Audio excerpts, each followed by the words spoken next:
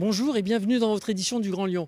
Vous le voyez derrière, 2 véhicules incendiés. C'est le résultat des débordements en marge des manifestations lycéennes qui ont eu lieu aujourd'hui dans la métropole. Nous étions ce matin à Bron. Scène mouvementée ce matin aux abords du lycée Jean-Paul Sartre de Bron. La contestation semble faire tache d'huile.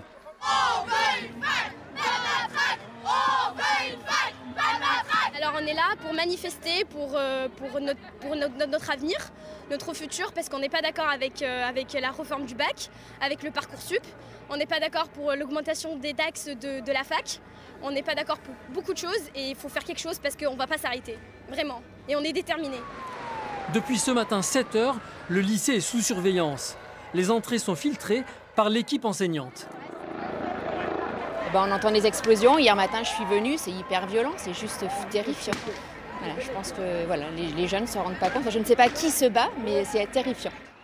À quelques centaines de mètres, des individus se sont attaqués à des commerces. Certains ont pillé un bureau de tabac.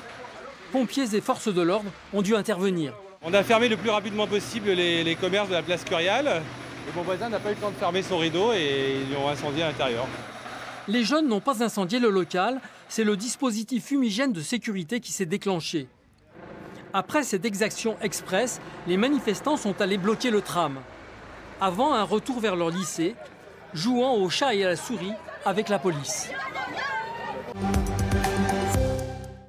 À Villeurbanne, rue Frédéric Faillis, contestation lycéenne également.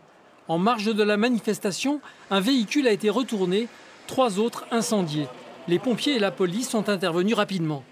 Dans l'agglomération lyonnaise, 13 établissements scolaires ont été touchés par l'appel au blocage. La police a procédé ce mardi à 19 interpellations pour outrage aux forces de l'ordre et dégradation de biens publics. Les taxis de Lyon en colère. Dès 7 h ce matin, une centaine de voitures bloquent la station de la Soie à Vaux-en-Velin. La circulation des trams, bus et navettes Rhône Express, totalement suspendues à un carrefour stratégique du réseau. Leurs revendications sont claires. Si nous, on n'obtient pas le couloir de bus aujourd'hui, on ne bouge pas. On est là, on dort là. On est tous d'accord. Et on bloquera Et qu'on reste là-dessus alors. Ce couloir de bus, c'est celui réservé au C3 qui leur est totalement interdit depuis la transformation du cours Lafayette. 6 km dans le sens Lyon-Villeurbanne, une exception qu'ils ne comprennent pas. C'est notre outil de travail, un couloir de bus c'est un outil de travail et donc on veut récupérer notre outil de travail tout simplement. Et quand on a acheté nous une licence, on a acheté aussi un couloir de bus et donc aujourd'hui on veut nous l'enlever et ça on ne peut pas l'accepter. On transporte des gens qui sont malades, on a besoin d'un accès rapide pour les emmener dans les services. Même chose pour les ramener chez eux. Il y a un service Medipol qui va ouvrir à Villeurbanne, donc on a besoin de ces axes-là pour aller dans les hôpitaux, aller chercher des clients et revenir. Les représentants des chauffeurs ont finalement décroché un entretien au Citral, structure à l'origine de cette réorganisation. Mais après 2 heures de réunion, des mines défaites. Pour le moment, nous, on n'a pas le droit de passer sur le couloir, ils ne nous ont pas donné le droit. Donc on va aller voir nos collègues. Je ne pense pas qu'ils apprécient et je pense que ça va continuer, voire se durcir. Voilà. Le Citral n'a pas souhaité communiquer. Faute d'avancement, les taxis menacent de bloquer le 8 décembre, jour de la fête des Lumières. Un préavis de grève a également été déposé pour la semaine prochaine. La grève des régulateurs du poste de commandement des métros de Lyon perturbe toujours le trafic, mais seulement le matin.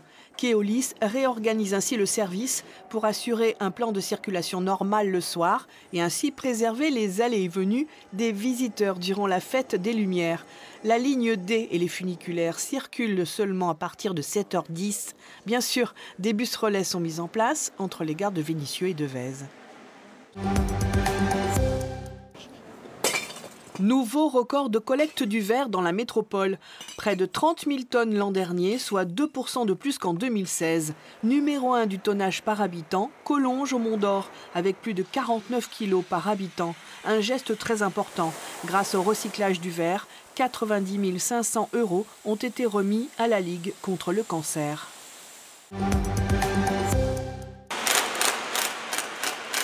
Aux 4 coins de la ville, les techniciens s'affairent à installer quelques 80 œuvres originales de la Fête des Lumières.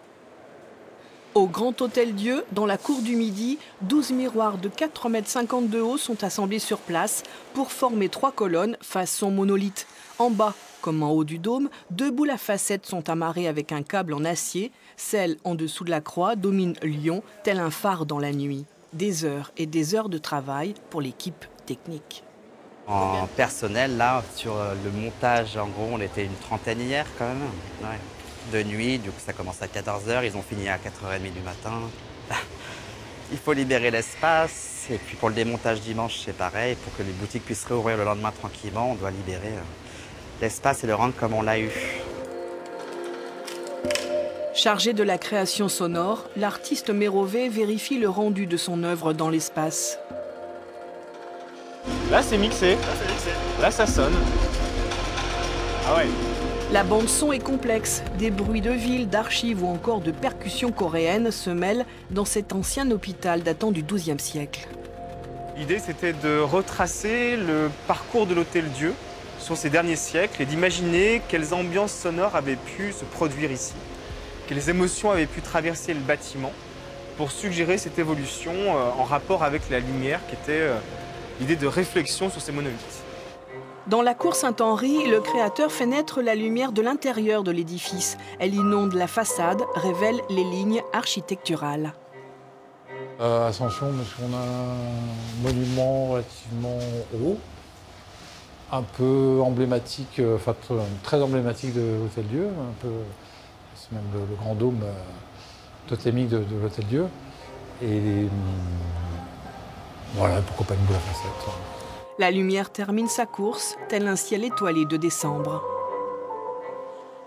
C'est la fin de votre édition du Grand Lyon. Nous vous remercions de l'avoir suivi. On se dit à demain. Tout de suite, Sandra Méallier.